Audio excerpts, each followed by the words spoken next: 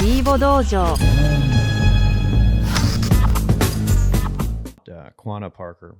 Yeah. He was like the last Comanche chief, but his Okay. mom was essentially abducted by Comanches as a little girl and then was raised in their tribe. And they just brutally murdered her family and then like kind of indoctrinated her into the tribe. And then Look at you. You know your Western history. A little bit. He became, badass, but he was a big dude and fearless. But that's crazy. But there's a lot of stories of Comanches taking people on the frontier, going burning their house and doing all kinds of crazy stuff. It was the Comanches and the Apaches that were coming down out of the mountains in New Mexico and kind of just war parties trying to keep the settlers out. You know. They didn't play games. So y'all moved out there in the early 1900s, and then or your family did, but then your dad, like you said, he was doing bull riding in the 90s. So when you left Paris and you went back to Odessa, were you? This episode is brought to you by Go Mining. For those of you who listen to the show, you know I'm a huge proponent of Bitcoin.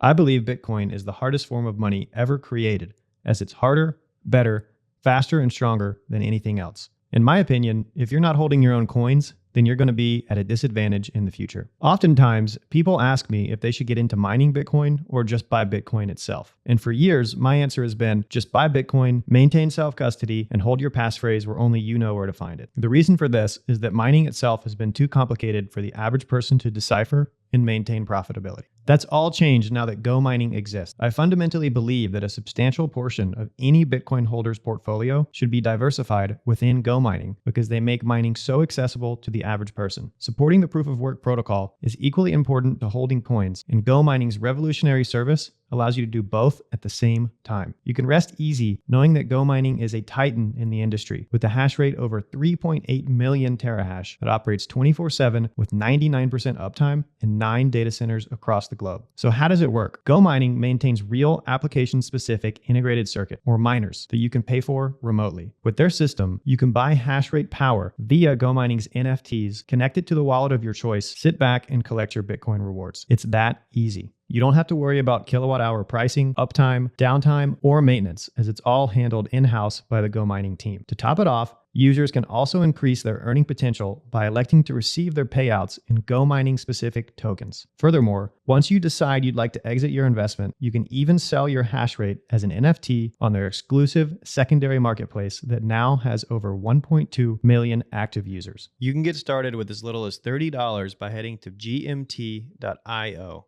Use the code DOJO for 5% off your first purchase.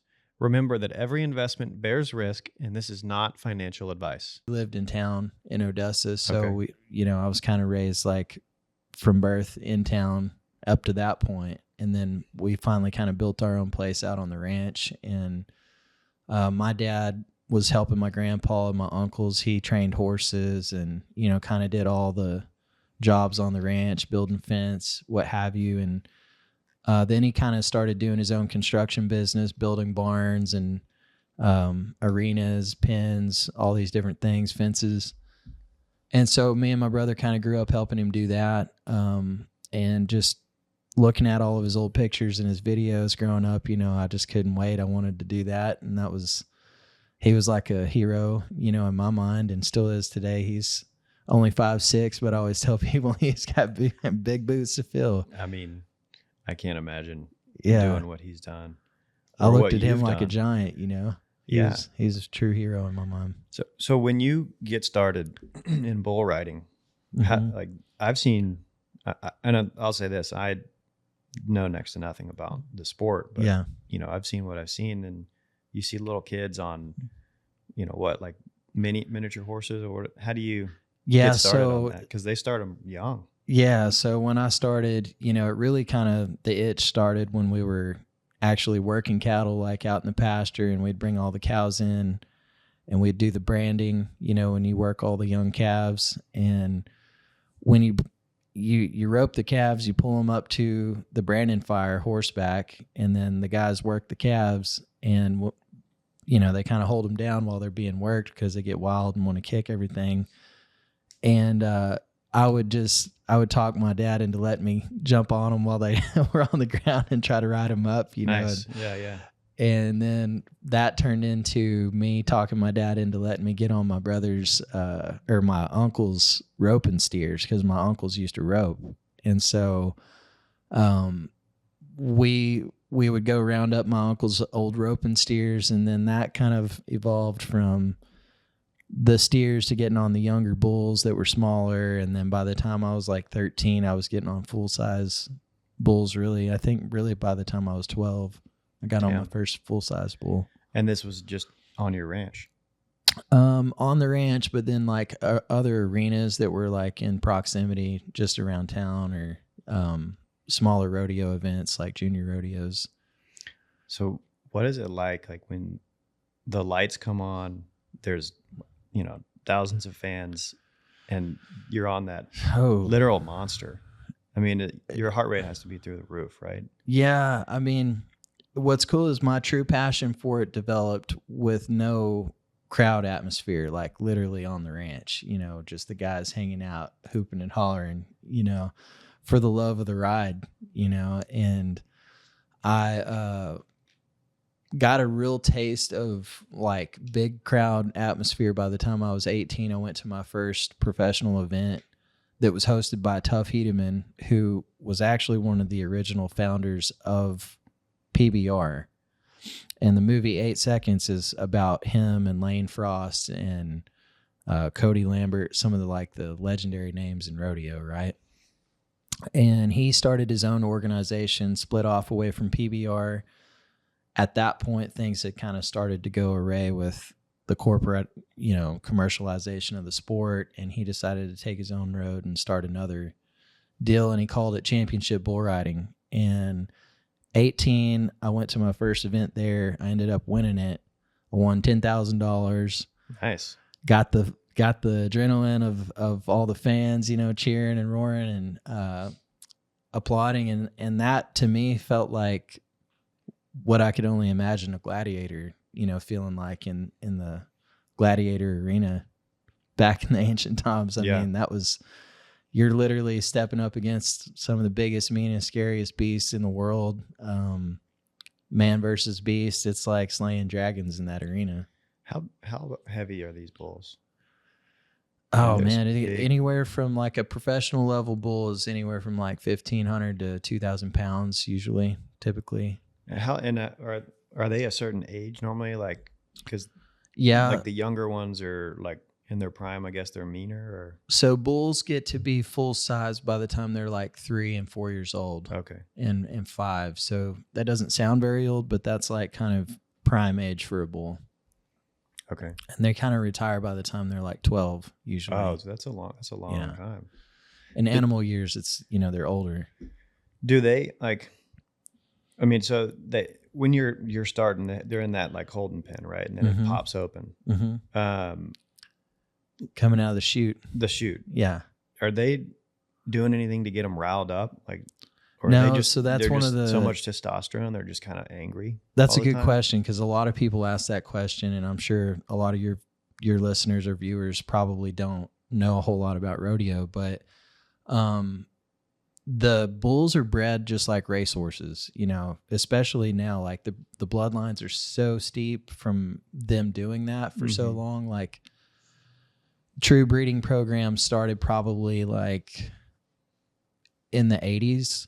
And so if you think about it, that's a long time to now for bloodlines and genetics to develop over time. So you've got tons of bulls out there that just, like, you'll see them just bucking around out in the pasture just because they like it. So they're breeding for that trait. They're looking for 100%. Like a racehorse is bred to run fast. Bulls are bred to buck and blow up there and spin and kick and do their thing. And a lot of them would do it and do it just out in the pasture because they feel good and it's just in them. But if they don't, like, you're not going to get a bull to perform if he doesn't want to. Like, it just, they'll walk out of the chute. If they don't want to do it, it's just not in them, you know?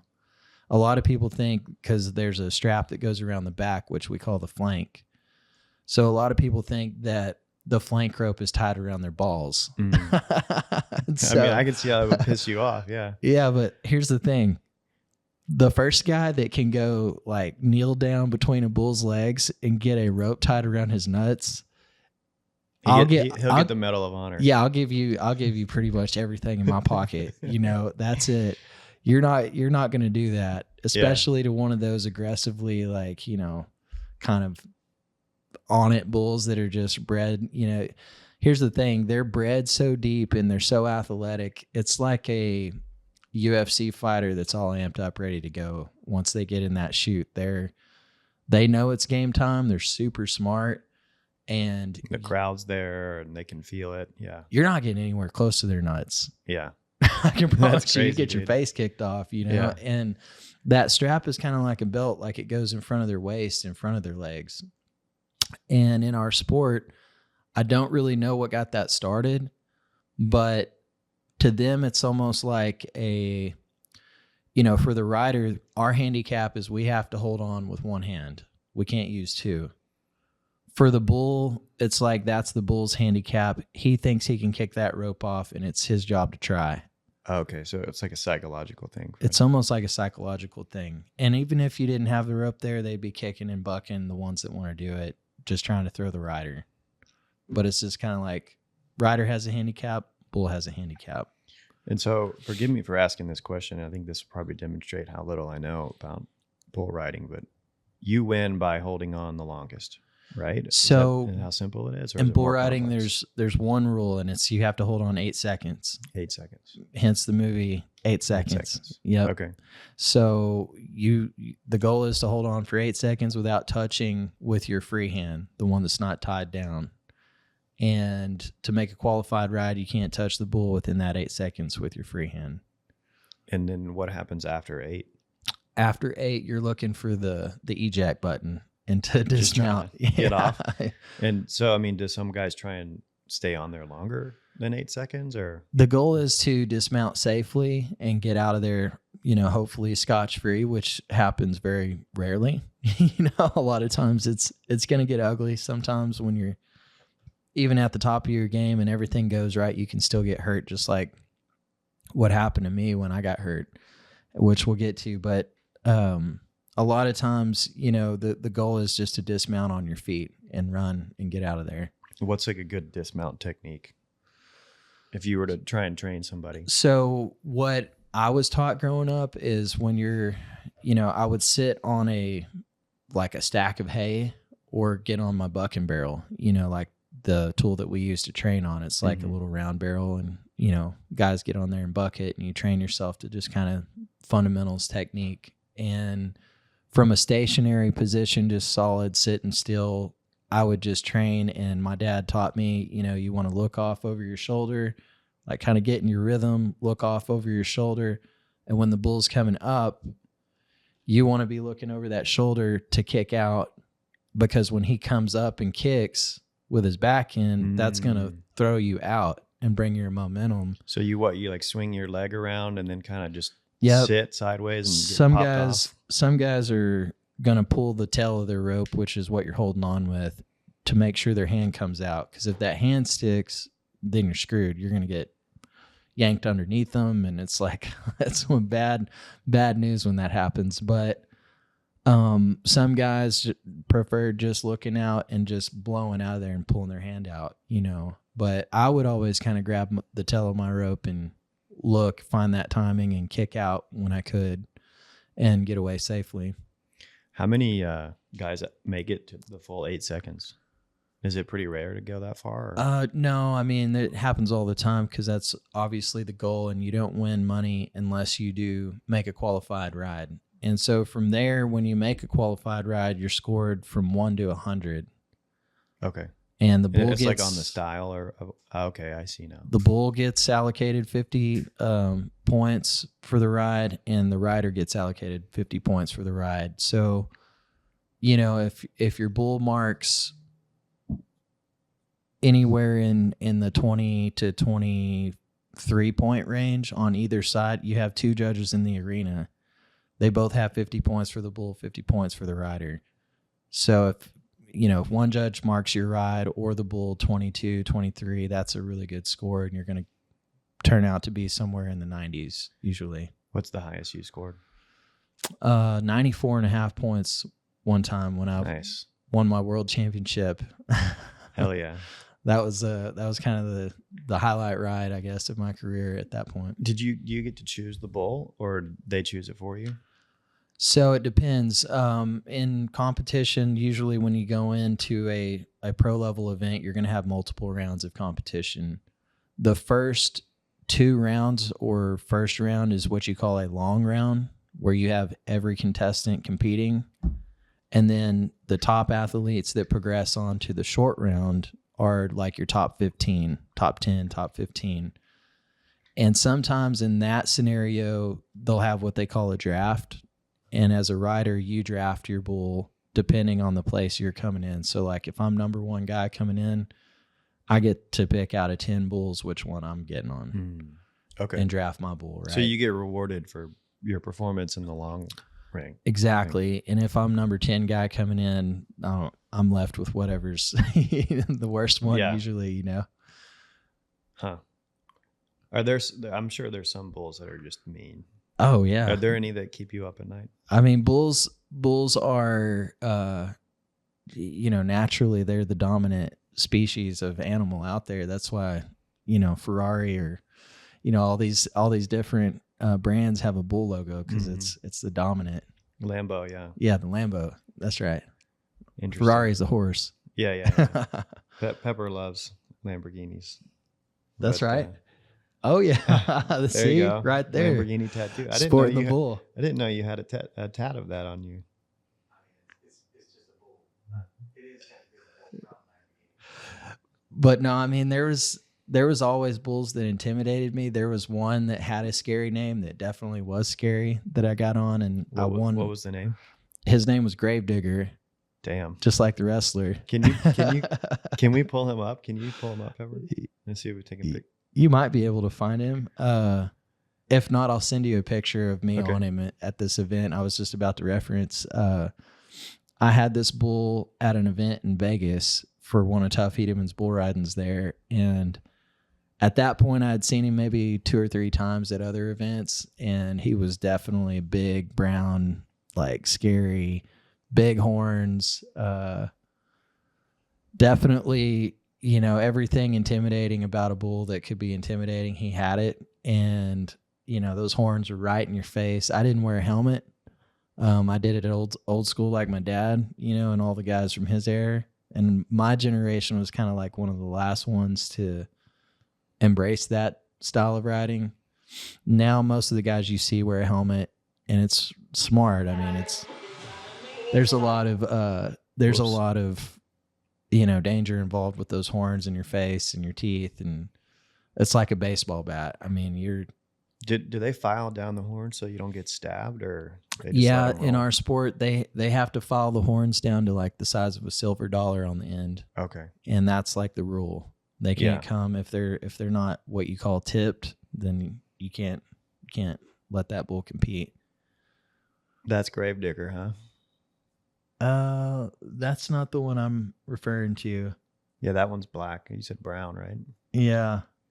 I'll have to send you guys after this. I'll send you some images of the bull, but I remember being really, really intimidated at that point. I ended up winning the event though. I think it was out of fear. Yeah. Just like, I'm going to fucking hold on. Here we go. Yeah. And if guys, I'm not going to sit here full of ego and tell you that like I was never scared, because there was a lot of times I was definitely scared, but that's the point of our sport, is to face your fear and overcome that. Yeah. Damn, man. That's crazy. Let it, let that pressure and that fear work towards your advantage.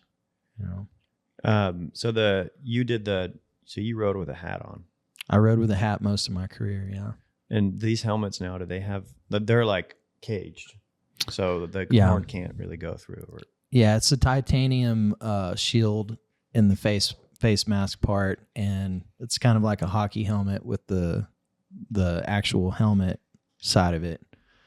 And a lot of these guys have different brands. There's different brands that make specifically bull riding helmets now. Used to, like when it first started happening, guys would use like a hockey helmet. Mm-hmm. I think Java or whatever was like and I saw on one of your podcasts you played lacrosse. Yeah. Did you guys wear helmets? We did. I'm trying to remember the brand that we wore, but they're similar. I mean, they got the hockey helmets are more round like this. The lacrosse helmets are like kind of. So the very first guy I ever saw, like in my dad's era of bull riding, like back in the 80s, had a lacrosse helmet. That's Makes what sense. he rode with. Yeah. They look better than the hockey ones. They kind of had like the little visor. Yeah. Yeah, exactly. They're fun. So let's get into what happened to you. Yeah. And I know it's a personal story, but so I guess unpack that. Yeah. Where were you? What event were you at?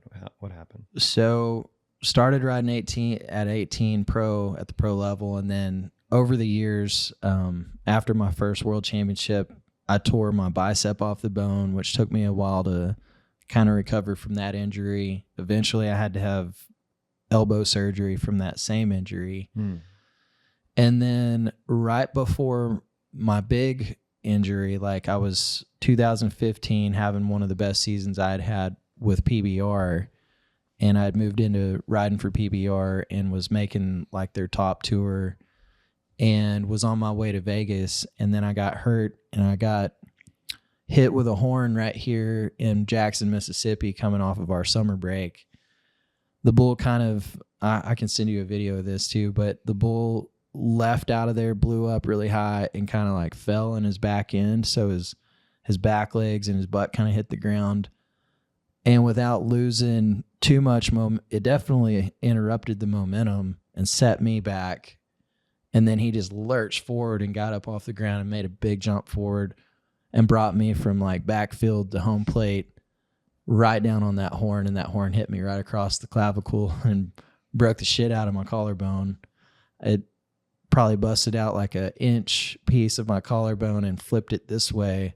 And that piece split in half, which was trying to come through my skin.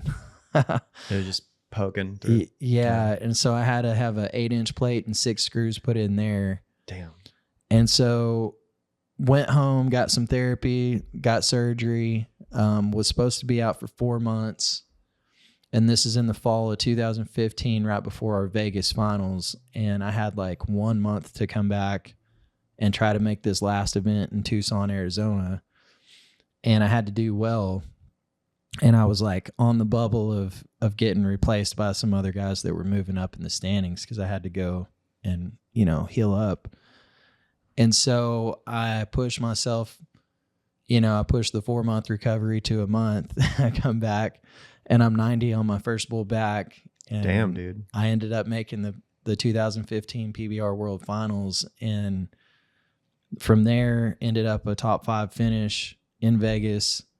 And was having like the best kind of run of my life, even though the injury happened and got hurt there. I pulled some ligaments in my knee or something like right before the short round. So I didn't really get to finish the finals as strong as I wanted to, but I felt so good about my riding. Like I was dialed in, ready to go make a world championship run for the next year. So I did reserve myself a little bit. And I said, like I had the opportunity to go into the short round for the finals and try to make another ride, and I turned it down. And coming into 2016, Chicago was like our season opener event there. And I was dialed in, felt at the top of my game, and was winning the event after the first 2 rounds of competition. And on that second bull, my dismount, like we were talking earlier, is a key part of your riding. Just as important as the ride is your dismount. And to try to get away safely, well, the ride went good. Everything went good. I was winning the event after this ride, and my dismount was just a little bit ill-timed. And I tried to get off this way and let the bull throw me out to the outside. Instead, he launched me really high because of the way he was just kind of going, and his bucking pattern, he was just kind of blowing up really hard underneath me. And a lot of bulls kind of cover ground when they're moving. He was just kind of staying in one spot, blowing up and coming up around underneath me. Maybe like circling or something. Yeah, so I lost momentum with my rotation coming out, and I just went really high, and I kind of did a gainer, and I look back, and I'm trying to rotate. And instead of flipping all the way over like on my hands and knees, I just come straight down. By the time I hit the ground and could fully extend, then the ground came. And I hit I guess kind of like the front part of my brim of my hat, you know, and I mean, it just hit so hard, feet overhead, everything, all that pressure directly on my neck, you know, and I broke my C2 vertebrae completely through. And I knew as soon as I hit the ground, like I couldn't move my arms and couldn't move my legs, couldn't feel anything. And I heard the crunch inside of my body. Like I knew I had just broke the shit out of my neck. And there was so much going through my mind in that moment. Outside of that, like I could feel the swelling. The bull was still in the arena. I could see the bullfighters, the guys that are there to distract the bull and keep you safe, all coming around me. Like I could see their feet. And then I see the bull's feet coming towards me. And he literally comes straight over the top of me. And I'm just praying, holding on for dear life because I know I'm already dying. Like there's something bad wrong. Yeah. You know, and I'm just holding on already. And he had the opportunity to totally just finish me off right there. If he had moved me or anything, it could have not only, you know, vegetabilized me or killed me, you know, it more than likely would have killed me just because of where I was already at with the injury. So and he just missed you by what, a couple inches? So he goes straight over the top of me. And I can send you this video too, but he goes straight over the top of me and puts his head down like on the middle of my back and like just totally grazes me. His head? Yeah. Like I kind of kissed the ground almost? Yeah. Like he was fucking so much? He like, that bull was normally pretty mean and aggressive just by natural instinct. And I had seen him go after several guys and like actually get them. And he comes straight over the top of me to do the same thing and could have totally just demolished me. And it's almost like he just it's almost knew. like there was this supernatural intervention there, and my angels or God told that bull, like, you just go on, you know, like whatever. You already got this, man. Like, yeah, give him a break. He decided, you know, that bull decided, you know, he didn't want to kill me that day. I don't know. It was so wild. And he ends up leaving the arena. The paramedics, I can't tell them thank you enough. You know, every time I do one of these interviews, I have so much gratitude because they were very, very careful with me. You know, they could have been a lot more careless, but they definitely handled me great. And they rolled me over, put me on the backboard, and then they start to haul me into the ambulance, and like my chest is caving in. I can't hardly breathe. Like, you know, I'm starting to flutter and see colors, you know, and I'm in the ambulance and they're taking me to the hospital. And there was one guy named Todd Pierce who was like, at that time, he was the chaplain for our events, right? And Todd is just an incredible human. And if your audience wants to go look him up, Todd Pierce has got a really cool YouTube channel. But he's an amazing man. He prayed over me the whole time I was in that ambulance, and I was praying, you know, holding on for dear life. You know, I've never been super religious or anything, but I definitely, you know, have faith and I believe in God. And at that time, I was trying to get really close to him. I was very close to him. In fact, I felt like he was definitely trying to maybe, you know, pull me out of my body, and I was maybe leaving Earth that day, but I just kept praying that he would let me hold on. And if he did, and if he put me, you know, if he let me make it through, that I would really try to harness and understand my purpose and, you know, live out my purpose from that day forward. And